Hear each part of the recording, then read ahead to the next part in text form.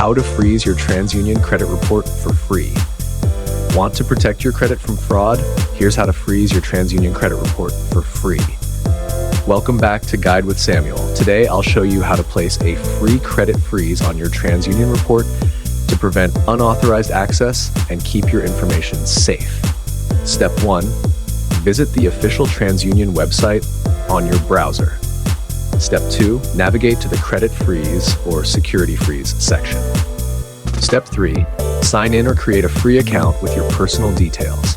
Step 4. Verify your identity by answering the security questions. Step 5. Follow the prompts to place a freeze on your credit report. Step 6. You'll receive a confirmation with a PIN or password. Keep this safe to unfreeze later. Quick tip, a credit freeze won't affect your credit score, but can block new credit inquiries from lenders. If this helped, please like, subscribe, and leave your questions below. Thanks for watching.